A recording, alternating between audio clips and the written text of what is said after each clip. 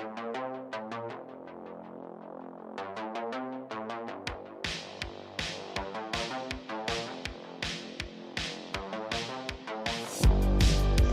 everybody, welcome back to the Pixelists podcast, the podcast about all the nerdy things we enjoy.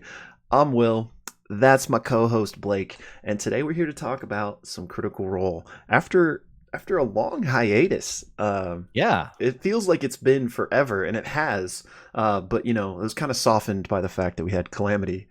But I was just thinking about this right before we got on. It's been like 6 or 7 weeks since we've talked campaign 3, so it feels good to be back. Yeah, it does feel a bit strange, and welcome all of you guys who are checking out the channel maybe for the first time.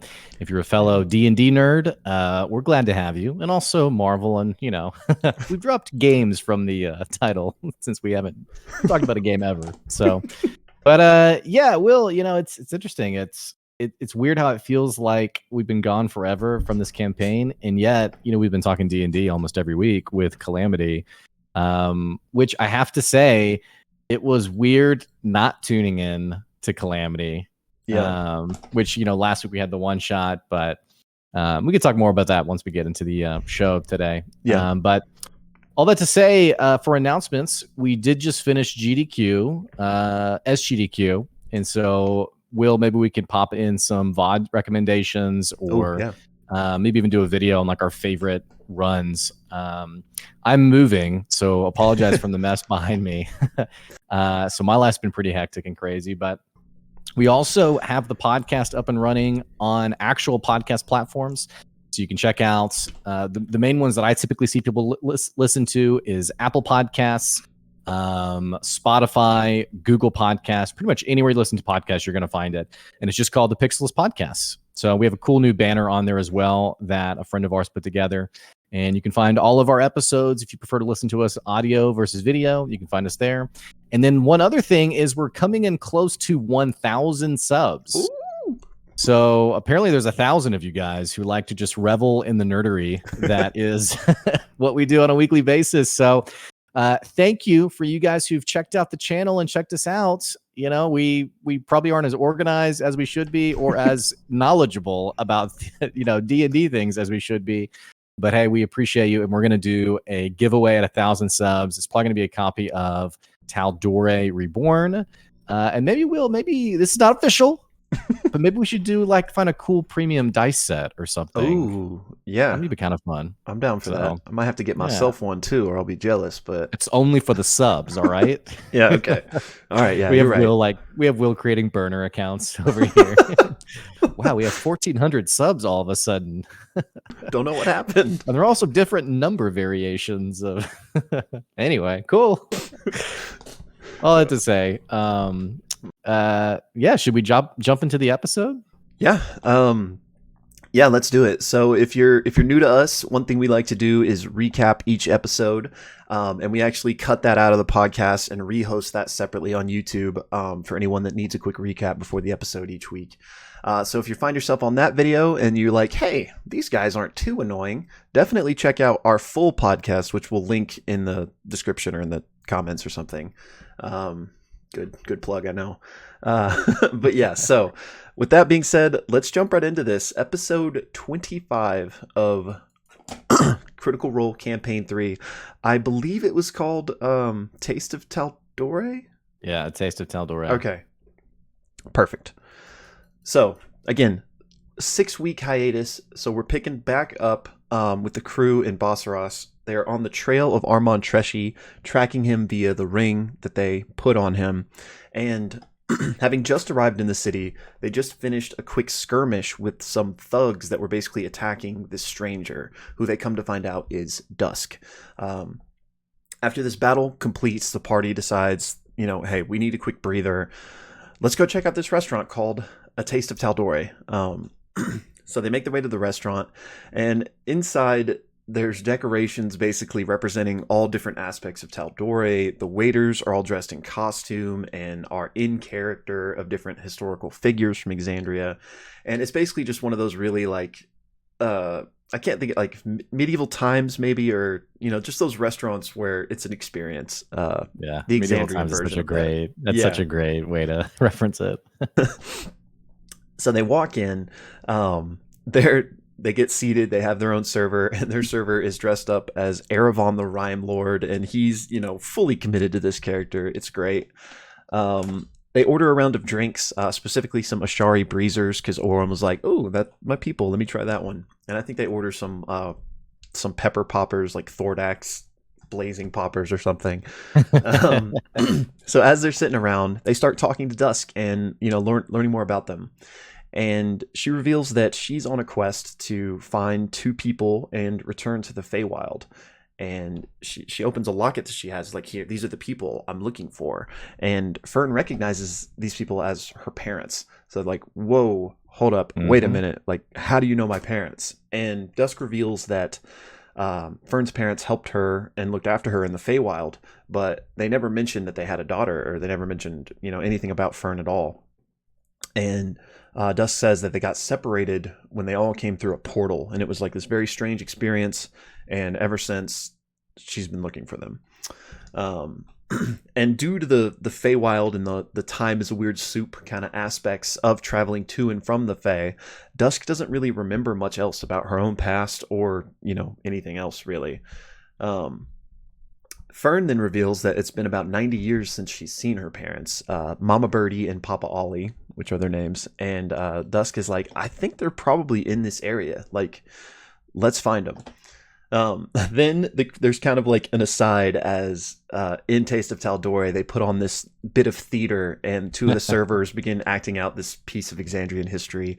It's King Dressing versus Zan Tal'Dorei. They have this, big battle with Zan ultimately winning.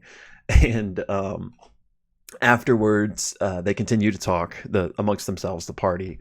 And Fearne again reveals, which she's kind of hinted at in the past, that her family is actually really important, kind of famous, like almost royalty, very important in the Sealy court. And they're like, "Whoa, are you a princess?" And she's like, "Not technically a princess, but kind of a big deal."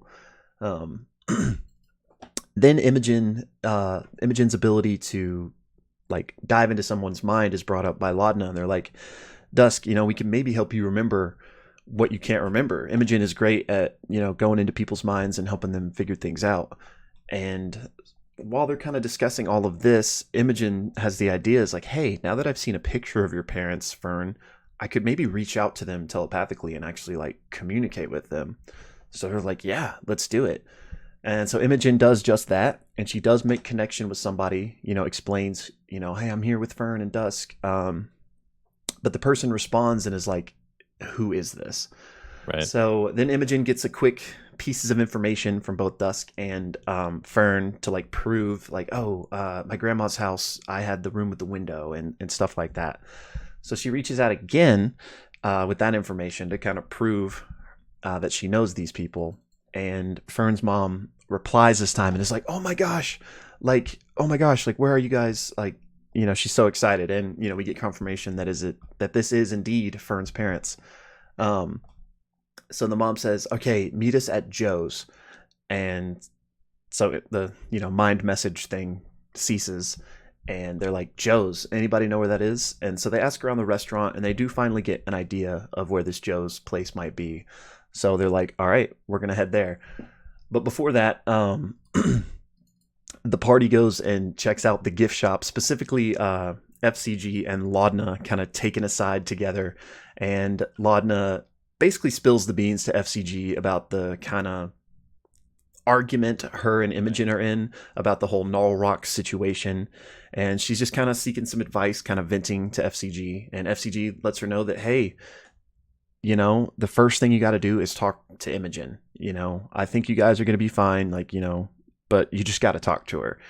And Laudna also buys a couple of things from the gift shop to give to her to kind of, smooth the water. A pot holder. Yeah, a pot holder, and I think she buys like a couple of pencils or something.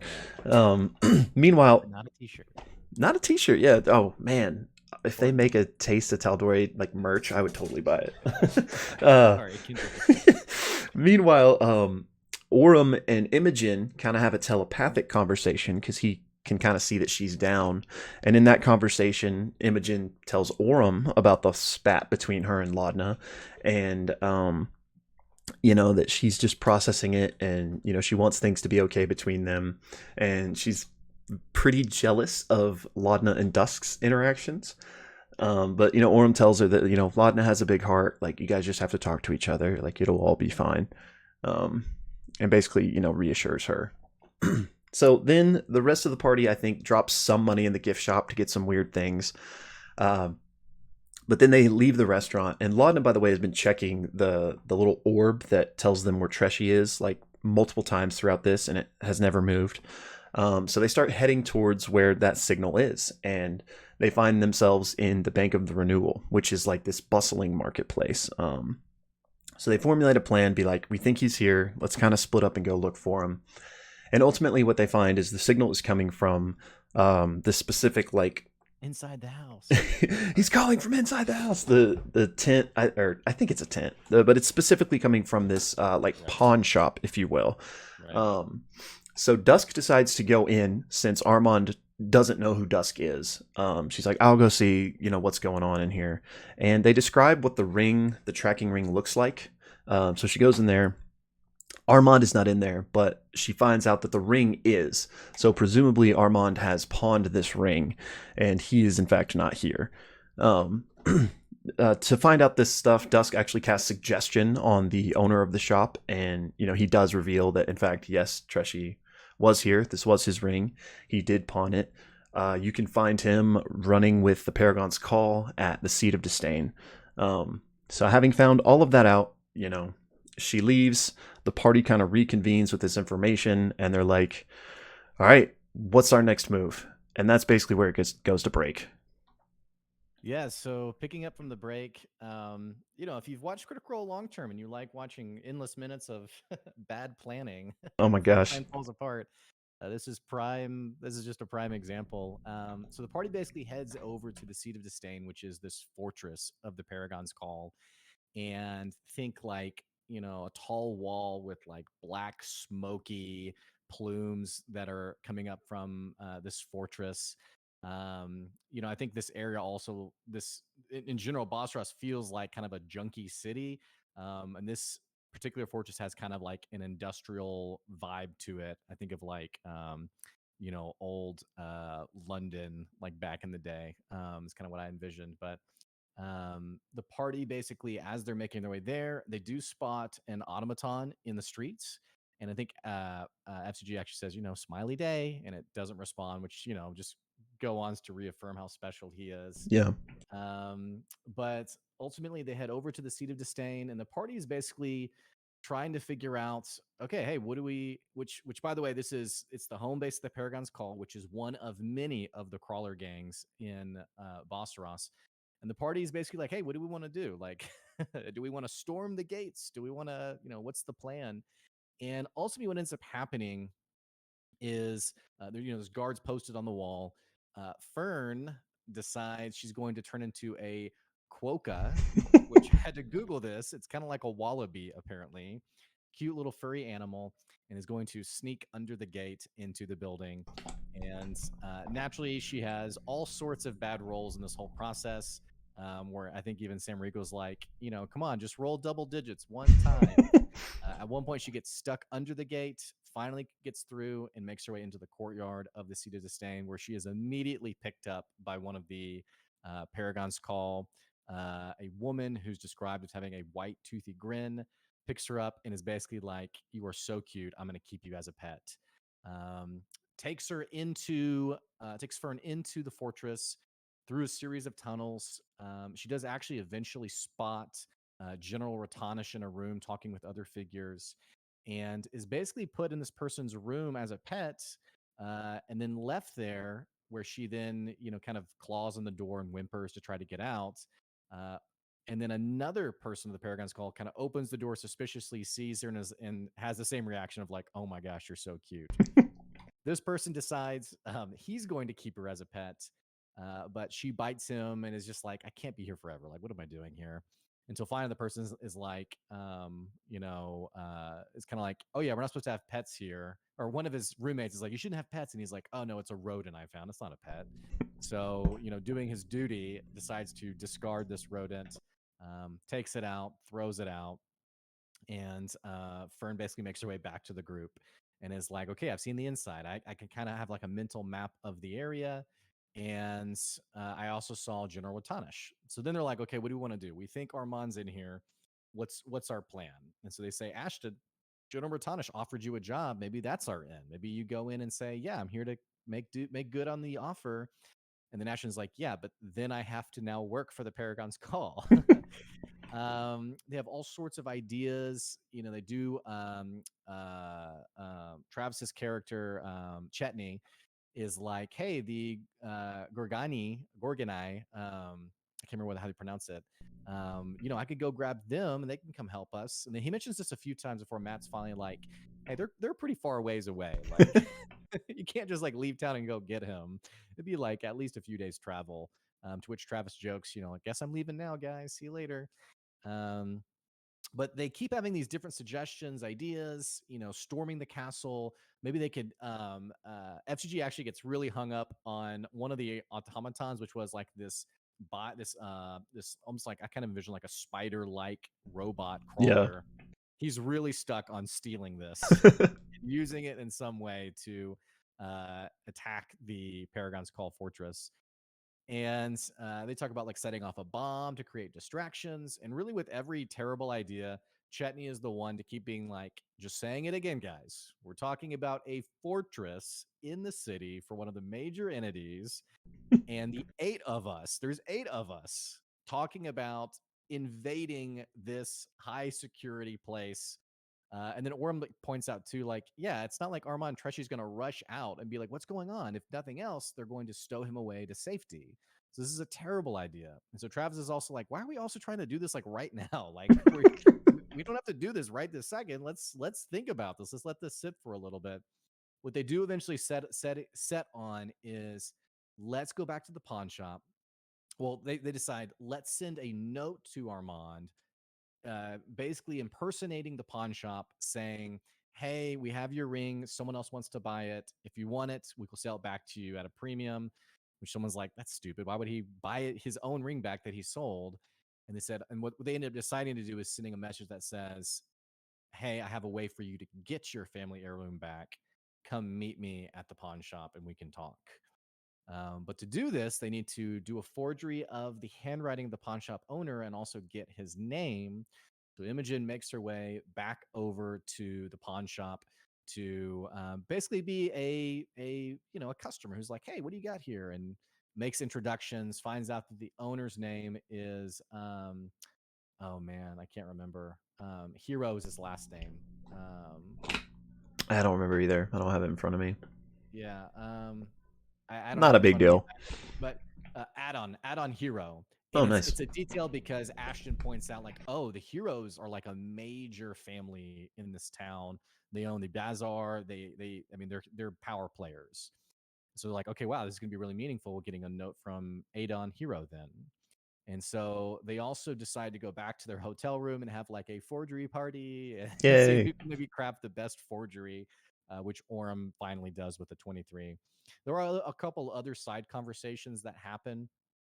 Dusk actually asks Imogen, hey, are you and Laudna a thing? Because I'm like getting some vibes. And she doesn't flatly say no. She kind of in like a kind of a more maybe hesitant's too strong of a word, but she thinks for a second and says, no, we're not. And then Ashton jokingly turns to Taliesin turns to Lauden and is like, hey, so I've been noticing you and Imogen, just as a joke. But also Orem and it's not Orem. Ashton does follow up with Laudna being like, say, what's going on with you guys? And Laudna just breaks into tears, these black inky tears, and is just sobbing over breaking the rock, and says she got this pot holder for her, which Ashton's like, maybe you should get something related to the actual offense. And she jokes, she says, I'm gonna lay myself prostrate on a spiky rock and let her step on me. Which I just thought was such a funny comment. But they're like, we'll keep working it. We'll keep figuring it out. So the group at least is aware of the fact that there is some tension between the two of them. All that to say, they finish their notes and they call it a night. And that is what happens in episode 25 of Campaign 3 of Critical Role, A Taste of Taldorei. Bada boom, bada bing. Well done. Yep. I will not penalize you for using that expression. Thank you. All right. So, and if you're just watching the recap, click the link below for our full discussion breakdown. And hey, put your thoughts in there. Put your theories in the comments below. If we find one we really like, we'll definitely steal it as our own. So, I don't know what that. I don't know. I don't know what that dance was.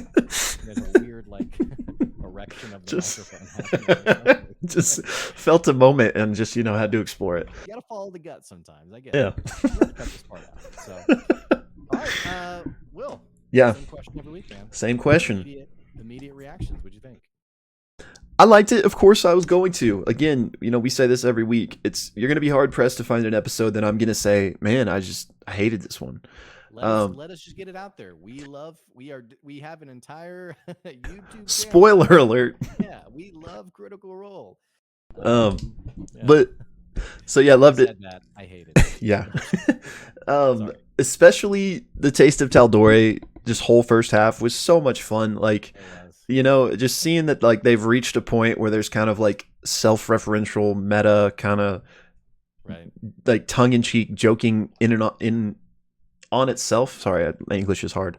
It was just so fun. You could really tell the joy the whole table was having, Matt and just playing these fun characters. That was just really fun, and it was kind of a nice palate cleanser after just the despair of Exandria.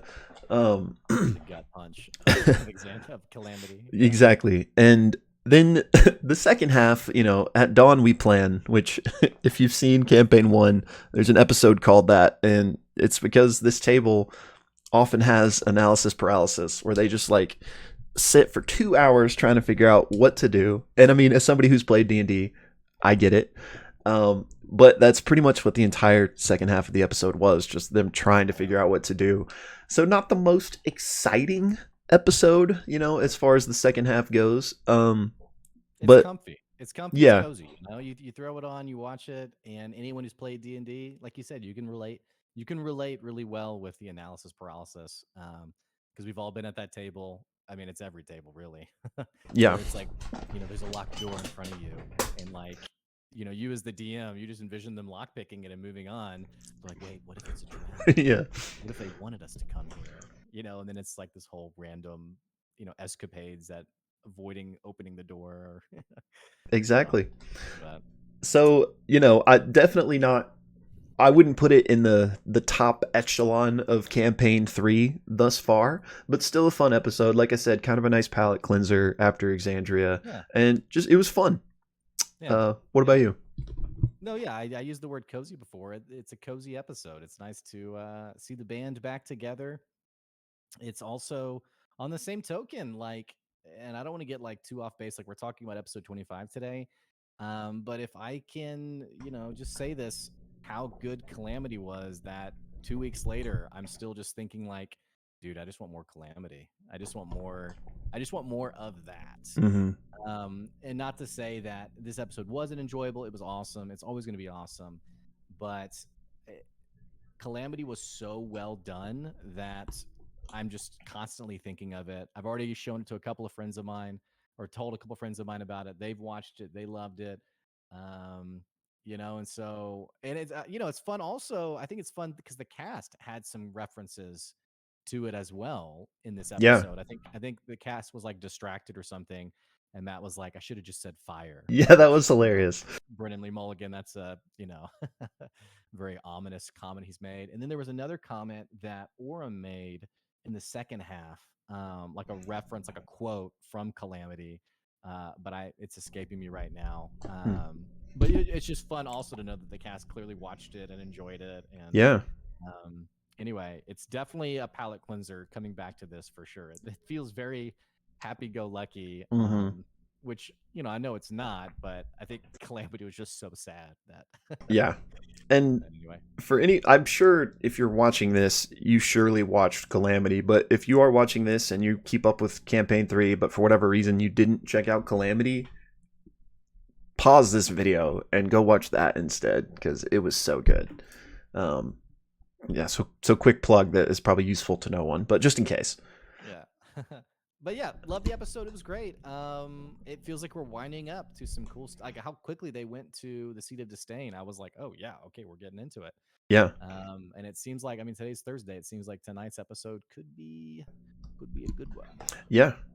Yeah, and quick couple of asides before we dive into the meat and potatoes of this episode. The GM roundtable, I don't know if you've even had a chance to watch it yet, but just for everyone, check that out. It was incredible. It was Abria, Matt, and Brennan all sitting around just talking about D&D, and it was fantastic. So highly recommend that. We got the Calamity wrap up happening next Tuesday, which I imagine, we haven't talked about this, but I imagine you and I might do like our own Calamity wrap up after watching that, just to give our final thoughts. Sure. So be looking forward to that. And then one last thing, and of course you jump in if you have anything like this you want to say as well. But I wanted to talk about the new intro before we dive into talking about the episode. Oh, yeah. Right. I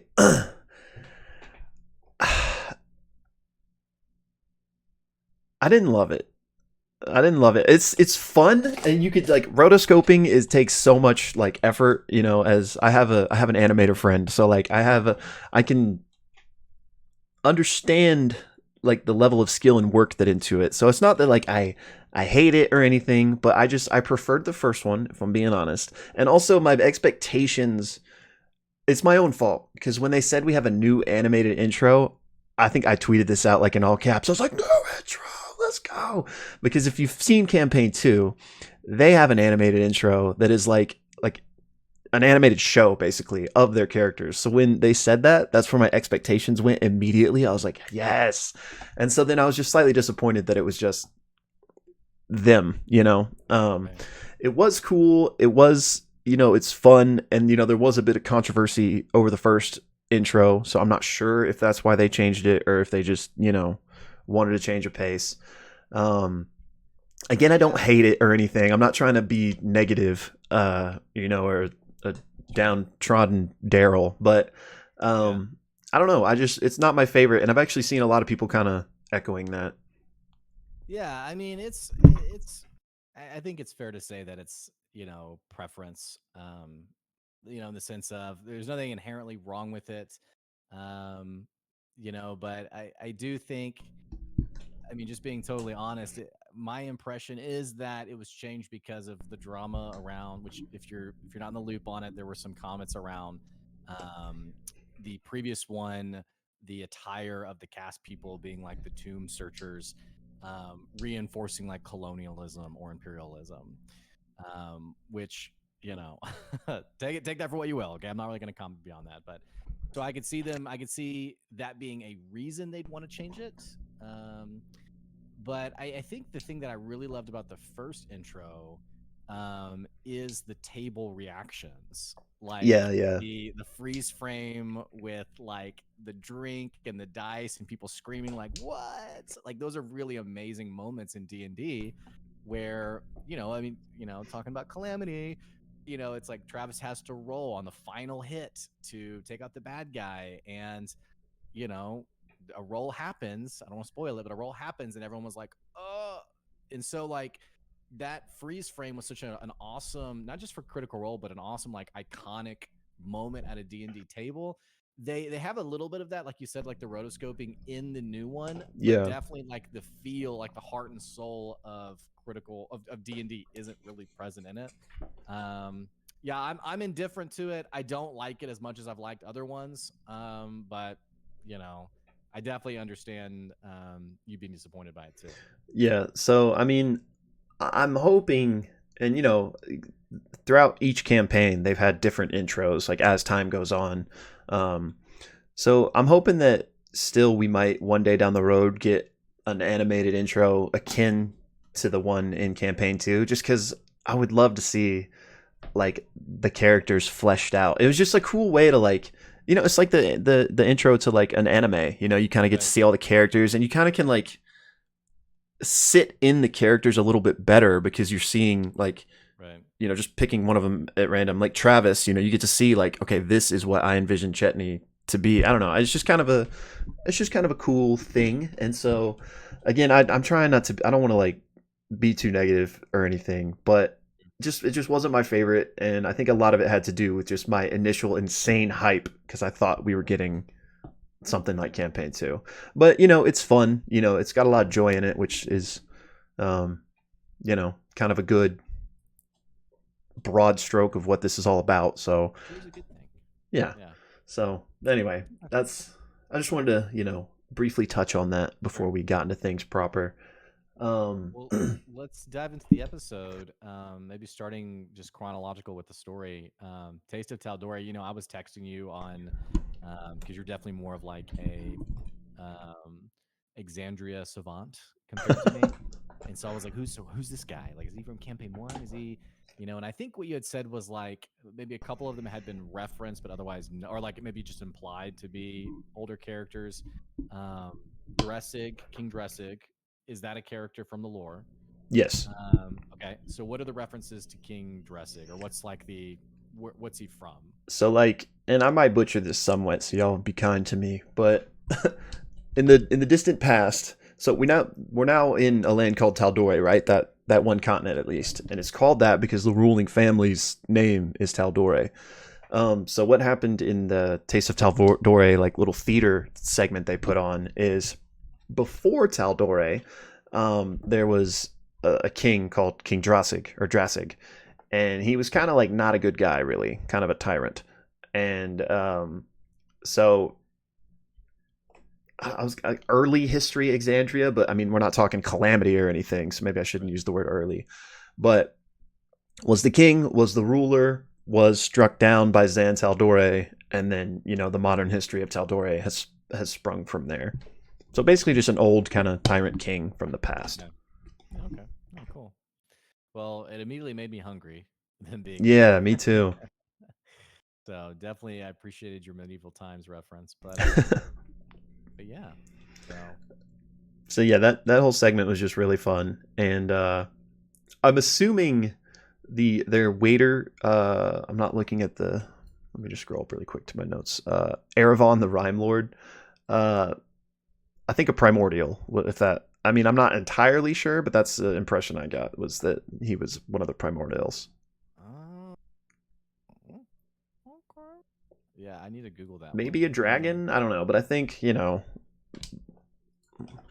me just Yeah, Google it right now. But anyway, I was gonna say you guys would have to maybe let us know. oh, an elemental behemoth. So not a primordial, but I guess just a big old bad boy. Yeah, attacked Taldori during the Ice Lost years. Interesting. He's from the plane of ice. Oh, well, maybe he basically is a primordial, kind of.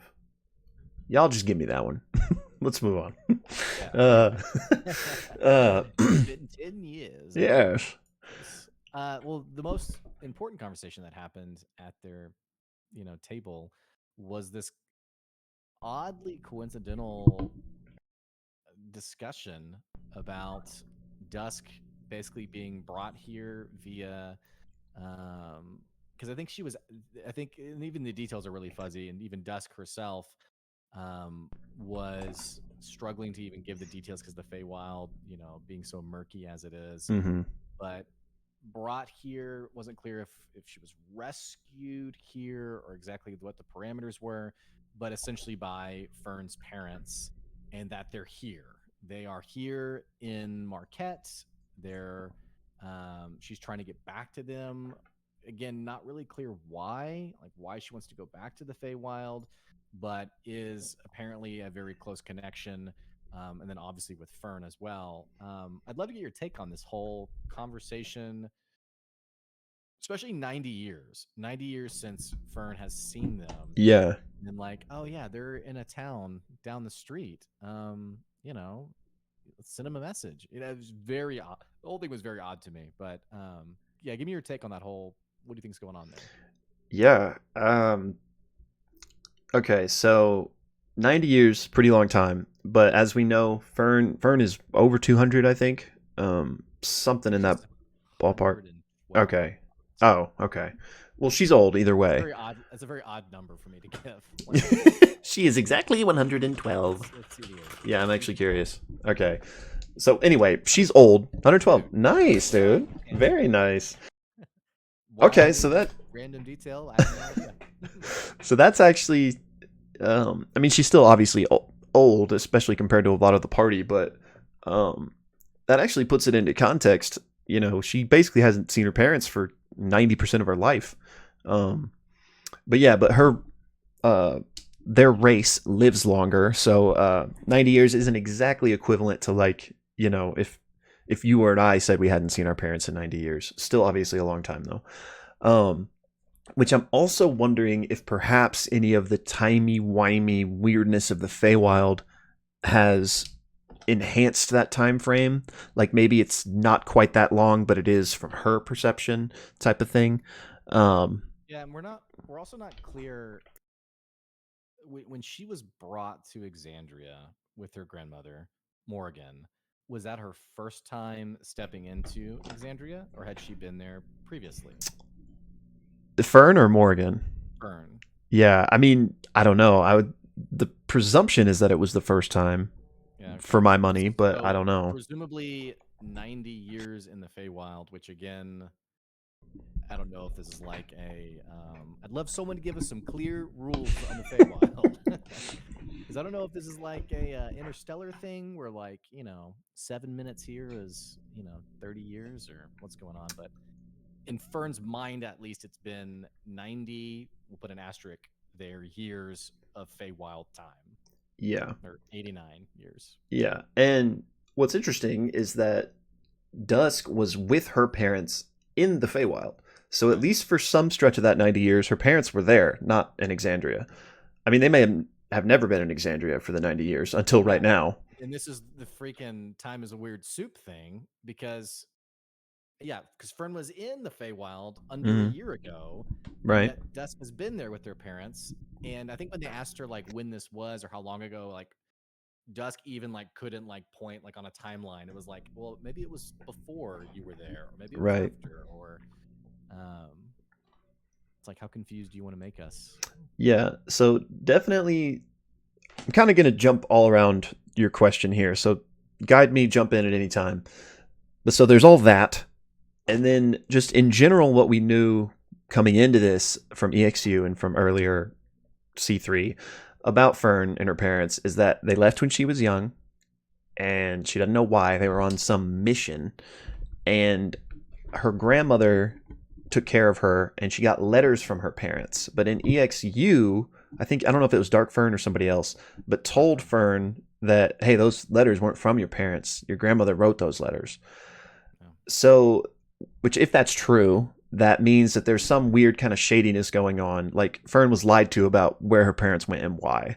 Yeah. And we also know that Fern's parents never spoke of Fern to Dusk. Not that they necessarily would, but if Dusk and her parents really are close, like why wouldn't they ever bring up that they had a daughter? Um, but we do know that, and it's not a situation of like, oh, maybe they forgot Fern, because we know that since Imogen contacted them, they clearly remember Fern. Again, rambling here, but so what were her parents doing? Where have they been?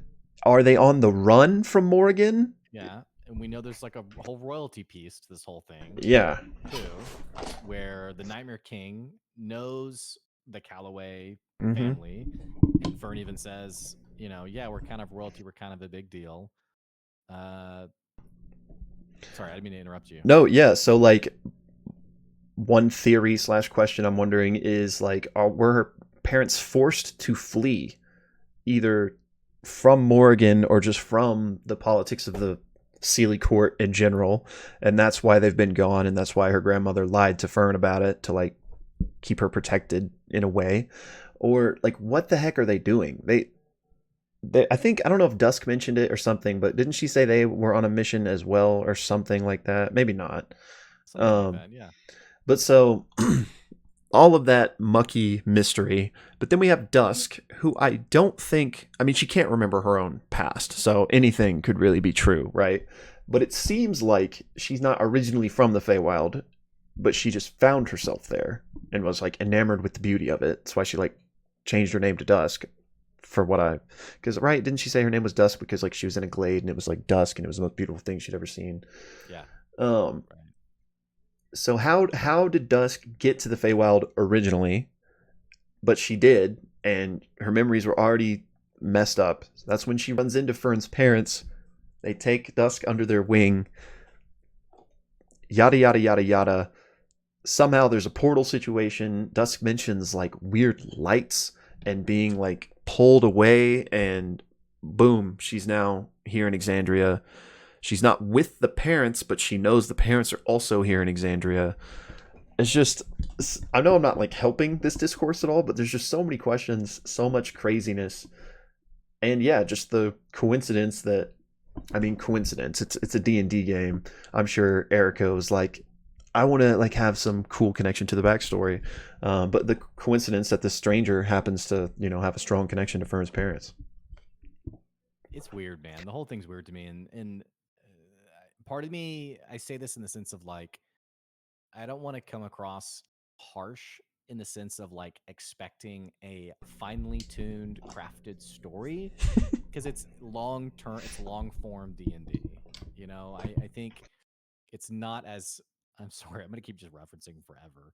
It's not as insulated as Calamity, where we kind of know where we're heading. And so, speaking to the coincidence, I say that because like the coincidences, it may be just that. It may just be a funny coincidence, and the clunkiness of what happened and why she's there. It could be that the players that Erica and Matt also collaboratively just haven't quite figured it out yet. Or maybe some of that was just off the cuff. Like, why is your name Dusk? Oh, well, I woke up in a glaive. Well, how'd you get there? Oh, well, the Feywild. I mean, like, I'm not going to begrudge them if some of these details aren't cleaned up, because I watched Lost and I love Lost, and Oof. if they cannot answer questions, then it's okay. So like part of me wonders like how much of this is just like ad hoc, like we just came up with it. But then the other part of me, man, I'm just like, okay, so what's going on here? Like, where did Dusk come from? Why the Callaways? Why are the parents now here within reach? A simple message within reach. After 90 freaking years, man. Like, it's very coincidental. It makes me a bit suspicious as to what's really going on, and if we can't clean up Fearne's story. We're reunited, it's over. So I don't know, man. I think there's another shoe I'm waiting to drop. And it seemed like the Callaways, Birdie, her mom, was very suspicious also of the message. Mm-hmm. So which could be like a little, double agent thing where she's actually playing them, or it could be, like you said, on the run and very protective. I have no idea. So there's my long rant about what's going on here. Well, as a bit of a rebuttal to your first part, about like, I don't think you use this word, but just to kind of ball it back up, like the sloppiness, if you will, of like, my name is this, and maybe they haven't figured it out yet. I don't think that's the case. I think Matt 100% has this all in a line and knows exactly what he's doing. Erica, on the other hand, I think, especially coming into a thing like Critical Role, you want to have an interesting backstory as a guest. And like, if you could connect yourself directly to one of the other players, like that would be so cool. So in my mind, I don't know if Matt like initially suggested the idea or if she was like, hey, can I like be connected to somebody? Regardless of how that worked out, I think the Feywild timey-wimey confusingness is almost the perfect setting for enabling something like that, because he probably doesn't want to just tell Erica, here's Fearne's backstory, like here's all the juicy stuff that Ashley doesn't even know, but he's like, hey, okay, you know what, I'm going to connect you to this, and here's how. And kind of like the in-character way for you, for the out-of-character way for you, Erica, not to like metagame and know too much, boom, you're going to have these memory issues. So for my money, I think that that's just the creative way that they are making this connection. But on an above the table level, it's obviously some level of coincidence that the random stranger they encountered Here's has a connection to her parents. I'll give you that, but here's what I'll say: like the specific dialogue around, like, yeah, we escaped through a portal, and then F.C.G's like, "Well, you escaped? Like, what were you escaping from? Like, were you in danger?" And she's like, "I don't know." It's very nostalgic of EXU season 1, of like, I know the decision that Dorian made. And we're like, True. what is that? What does that mean? What happened? And just playtest stuff, So, But so I'm just a little, I'm nervous, man. that's I just. totally fair. But I'll just say that I think that's true for Erica, but Matt knows. Like, there's Yeah, no, like, I would highly, highly doubt Matt is just doing this on the fly and trying to connect the dots. I bet he has, his 3-page he's document got a just whiteboard. He's sweating. Freaking out. Pepe Silva. Yeah. So, Portal. you know, Go t- by the portal. time will tell, but I have faith in Matt, and I think that All the right. confusion on the other area is just a way to kind of make this Sure. happen. And I don't disagree. I'm just saying. All I'm saying is if we do not get an explanation, I'm okay with it. Okay. It's okay. Yeah. So that's all I was trying to say. Yeah, that's fair. That's fair. And I'm never watching. I'm out. The show is dead. We gotta tag in Jeremy. The show's about to get way worse. All right, so yeah, I guess, and then I guess we'll. I think they said they were a few days out, right? So I mean, not too far off. I mean, probably in the next 5 episodes. Of Short term meeting the of parents. them, yeah, yeah, meet the parents. So yeah, we may not be too far away. I mean, I say that I'm assuming a couple days will have gone by in 5 episodes. Then again, in my D&D campaign, it's been like 8 episodes, and it was like 8 episodes ago. That was this morning. It's the same day still. Yeah. Like, please let us sleep, DM. We want to go to bed. Sorry. That's D&D, baby. Yeah. But yeah, so very interested. I mean, we don't really have any concrete answers or concrete theories on what's going on with her parents, but for my money, clearly, especially if what Dark Fern said in EXU is true, which it might not be, because she was like this dark manifestation of Fern, so her being manipulative or lying is definitely on the table. But if her grandmother really did forge the letters from her parents, then clearly something's going on there that Fern is not akin to. Her parents didn't really go on a mission like she was told. Were they running? Were they excommunicated? What's going on? So I'm interested to hear that out. And like you mentioned, Birdie's hesitance to be like, prove that you're who you say you are before she said anything kind of lends some credit to the fact that they may be on the run, or at least are being very, very careful for some reason. Yeah.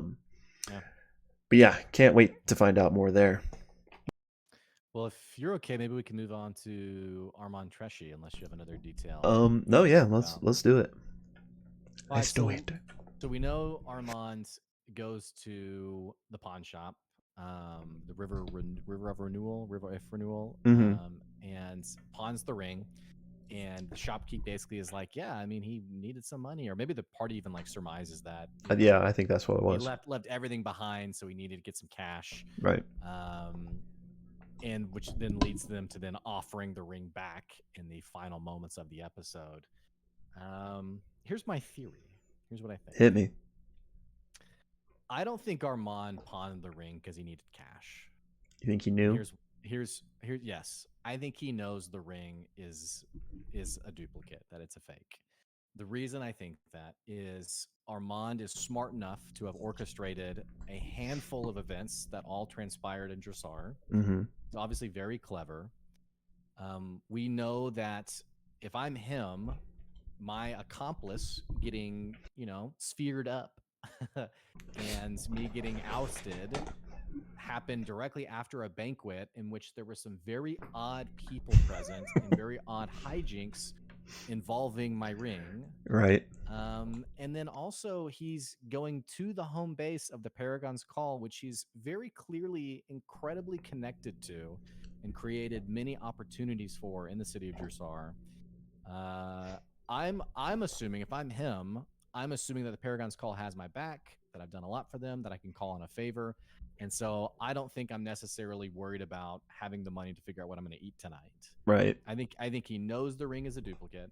I think sending the forgery isn't actually drawing him out. I think what it's actually doing is letting him know my pursuers are here in town, and you know my spies seeing, hey, that's the same group that was at the banquet. Huh, coincidental.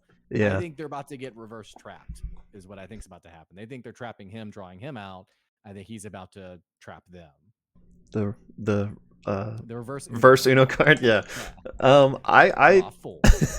I think I agree with you because I'm not gonna repeat everything you just said, but yeah, like all those points. And I mean, he just seems like,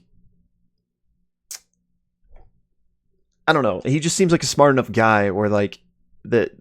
You know, I don't know. I feel like he would figure it out, and maybe even the Paragon's Call has some sort of like, for lack of a better word here, metal detector, magic detector thing, and they would be like, "Yo, your ring's pinging right now. Like before you come, like we know you're on the run. Let's make sure that everything's on the up and up."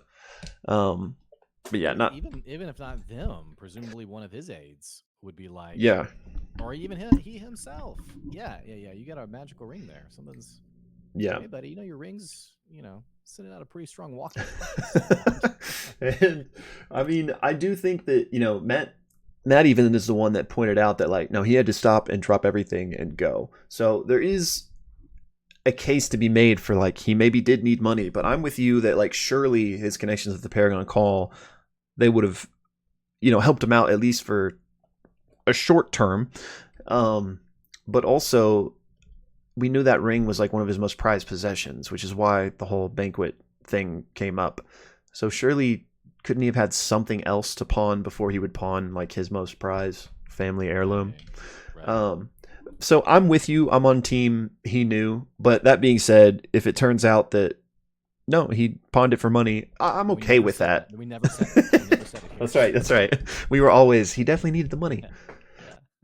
So I'm okay. Like, I'm not going to be upset if I'm like, oh, that's so unbelievable. But I'm with you. Both are definitely within the realms of possibility. I'm just, and then also the even the forgery itself, the what was it? Suggestion. Like there's a comment there where she's talking to Aldon Hero, Adon Hero, and we're like the co-shop owners kind of looking at him being like, why are you being so right open-mouthed about this? Armand is very clearly has a relationship with this shop where being discretion is so valuable. And so if I'm Armand and I get a note on paper from hey, that ring, it's me, the owner, I'm also like, alarms are going off. Like, yeah. I mean, I think the party's dead for sure. But no, I mean, I think this is definitely not as, I mean, and we harped on like their long form planning, but it's definitely not as clever a plan as maybe they think it is. But hey, I mean, if it gets them in front of Armand, maybe it doesn't matter if it's not. Maybe it doesn't matter if it's clunky. Yeah, I mean, we'll see how far this plan progresses, but usually they spend a lot of time figuring something out, and then like one foot in the door, everything's out the window, and they'll just be improving. But yeah, and I mean, to that point as well, it seems like after Dusk left, and suggestion has been cast on the owner, at some point he's gonna like, wait a second, and so is he not even gonna, maybe if Armand is this powerful player in the city, maybe reach out to him and be like, hey, just so you know, there were some people coming around being real weird asking about your ring. So I think there's a lot of things pointing to the fact that Armand is probably going to be, or at least could be, privy to this plan. Right. I'm curious if they know that they were, if suggestion, If they knew can it like was feel cast it. on them. Yeah, I'm not sure. I mean, at the very least, though, the other person in the shop is there to be like, what the hell are you doing? Yeah. Yeah, I don't know. I can't seem to find an answer, but anyway, yeah, it's interesting for sure. It is. We'll see what happens. I love the whole like Quokka piece. Yeah, that was fun. Yeah. But except I them. was kind of wondering if she was going to get poofed again, like when she was the rat. Yeah. Pretty ballsy, honestly, because I mean, easily could have happened, and there was not really a great way for anyone to get to her if something did go wrong. That's classic Fearne, right? Yeah. Just chaos. Chaos is the perfect Fearne Right. descriptor. Um, Well, another thing that happened in this episode, very subtle. There was sort of this side running conversation between Laudna and Ashton, um, Imogen and Oram, and then Imogen and Dusk around Imogen and Laudna's relationship. yeah, Laudna and F.C.G. as well. That's right. Exactly right. Yeah. So they're all kind of telling their friends what's happening. I mean, Imogen even calls it a falling out. Laudna is obviously extremely sad about this whole thing. You and I had talked in a previous episode about was there a relationship there? You know, we said maybe there is, maybe there's not. Just as much evidence there, I think, as you know, sisters like best friends. Mm-hmm. We got a direct question tonight. Yeah. It wasn't as flatly denied as maybe would have cleared it up for me. So I want to ask you, do you ship the two of them together, or like what's your take after this episode? Oh, 100% after this episode. I mean, that the moment that solidified it for me was when she was talking to Oram, and you could tell how jealous she was getting about Dusk. And she's like, "Oh yeah, I don't remember the words, but you know, now they're all over each other." Like, I mean, it's possible. It's possible that that's like a friend, like, oh, that's my best friend, and now she's found a new best friend. But to me, I feel like that was like I kind of have feelings for this person, and that's why I'm like upset and jealous. All right, so you're on the full ship 'em boat. I mean, I feel like you gotta be at this point, like Whoa, you gotta especially be. especially everyone's reactions. You know, Marissa had to like hide behind her book.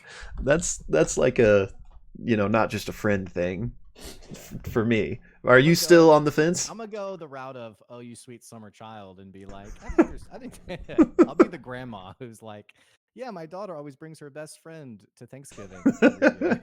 They've been friends for years." Yeah, yeah. So I just realized my light was off. Um, I'm still on the friend train. Okay, Here's why. Here's why I say this. you're Okay. wrong, but okay. Okay. The reason I say this is only because Critical Role fandom, we love to ship couples, as does True, everybody, you know? true. And so I'll give a couple of examples. Um, Oram and Dorian was a big conversation. Yeah, yeah. Until Oram finally was like literally we're just friends. Is the door still open for them? Maybe. But I'm just saying, people were already sending that one. Dorian, And then real quick, Robbie on one of the Four Sided Dive episodes admitted that he had a crush on somebody, but he wouldn't say who it was. oh, Like Dorian had a crush on somebody. don't give any more credence to. Okay. I'm not saying it was Oram. I'm just throwing that out there. My point here. Continue. I give an example. You're like, oh, they've actually come out and said here. Oh, okay, great. So that's an example. The other one Yeah, yeah. is, gonna throw it back to Calamity, Xerxes, and Asmodeus, which was heavily shipped to the point where Yeah. even Xerxes, Luis was like this is so odd to me. Like, why are people so like presuming that there's a relationship there? And so I'm just pointing out two cast people who they themselves were kind of like, well, no, there's nothing going on there. So therefore, three strikes, you're out.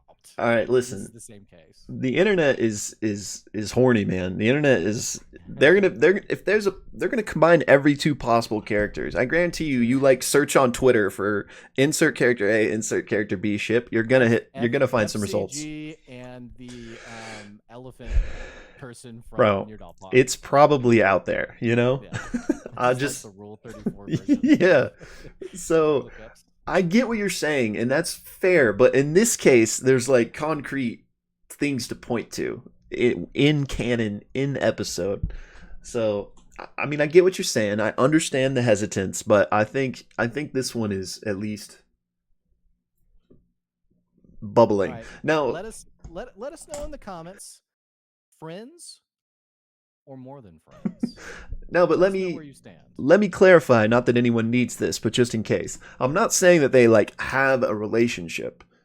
Like and like, all the time they spent together. I'm not saying that they were like a couple and actively romancing each Right. other. Yeah, sure. But I think that obviously, in fact, I don't think they were, because clearly how they're acting. But I think those feelings are bubbling and those feelings are there.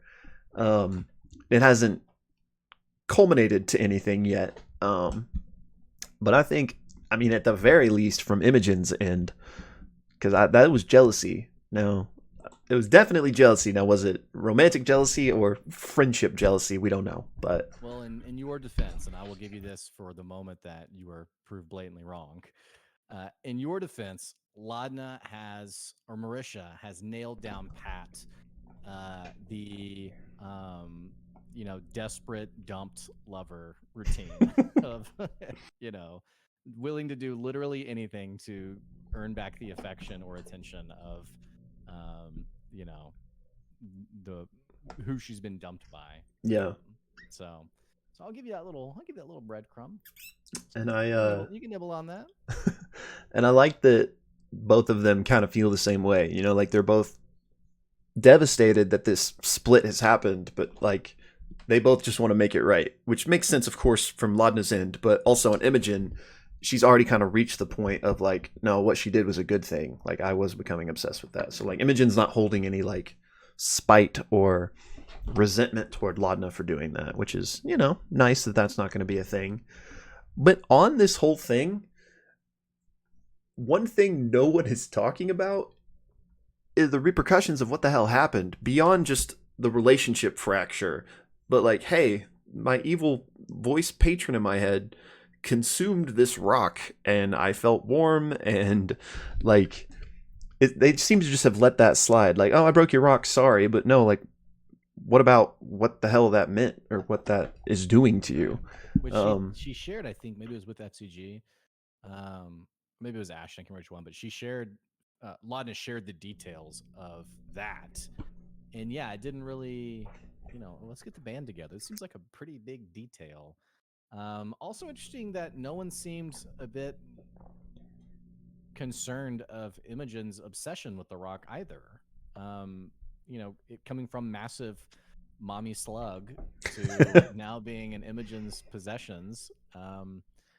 If I'm a bystander, I'm thinking like, why did you care about the rock anyway? It's a rock, right? Like, okay, you're really addicted to this rock. Like you're sleeping with it. It's kind of weird. It's always in your hand. And then Laudna, you crazy person in your voice, just consumed the rock. I'm just. Yeah, I agree with you. It's very odd that, but on the same token, this is kind of like natural to D&D, is like whatever's most pressing in the moment is often, what's on players' minds. And so, I've had players who've had like very important personal things happen to them in a session, and it's not till like 10 episodes later where I'm like, hey, you haven't told anyone about your dog died. Your best friend, you're a ranger. Your dog is dead. You're like, oh yeah, sorry, So anyway, I kind of get it. Yeah, we'll get that moment for sure. Fair point. And yeah, I mean, I'm surely we will at some point. Hopefully, maybe even when they reconcile about it, maybe Imogen is like, so what happened? Maybe we get some answers there. But I definitely think the other shoes to drop with that. Like, Delilah Briarwood consumed a powerful evil artifact. Like, that can't be good.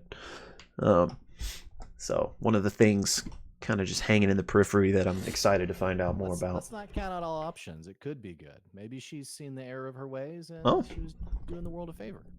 What? That would be crazy. That would be kind of cool if Delilah was like a force for good. Good now. Yeah, she's a prime deity. Subscribe. Subscribe.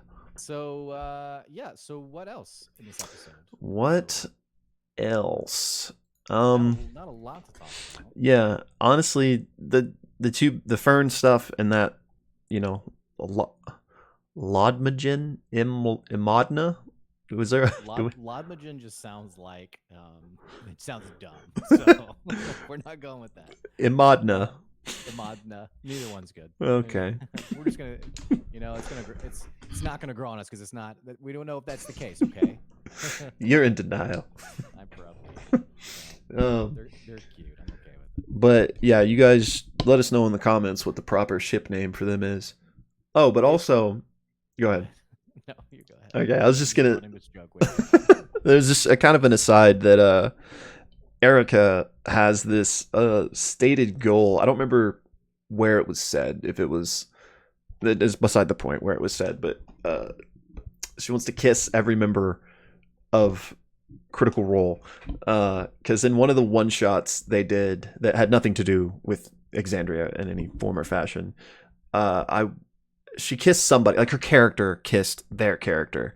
I'm butchering this because I should give you the examples, but I forgot who it was. So people are kind of just think it's funny that she's kind of jumping in and kind of playing this devil's advocate, and may actually like fully chase Laudna. Like, so that might be like there might be a little bit of a love triangle that develops here. Yeah, and maybe that's why she was asking Imogen to be kind of like, yeah, hey, are you guys a thing? So you won't mind then if I, yeah. So she's have definitely to be half dead person. exactly. So there's definitely going to be some drama, for a lack of a better word, that I'm excited to see how that plays out. I'm here for it. But yeah, other than the Fearne stuff and that stuff, that was really the main things I wanted to talk about. Basically the rest of the episode was just planning. So I don't know how much there is to dissect.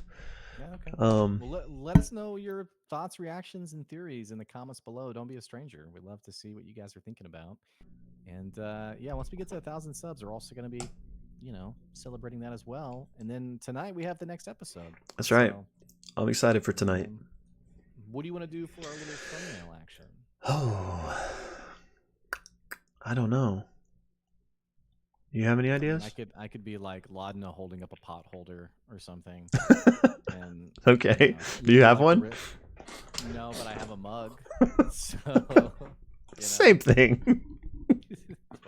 Okay. And you can be like, a stoic, just like impressed. Yeah, like what is happening here? Yeah, and I'll give my best sad face too. Okay. I feel like our thumbnails are always so like, what is that?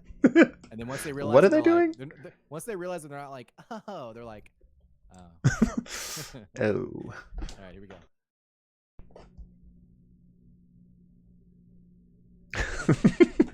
It's perfect. Well done. All right. Well, don't forget to check us out on the podcast on Apple Podcasts, Spotify, Google Podcasts, anywhere you want to listen to us. If you want to check out that there, subscribe and follow us there. And yeah, new episode up tonight. So enjoy. Yeah. See you guys soon. All right. Bye-bye. Bye.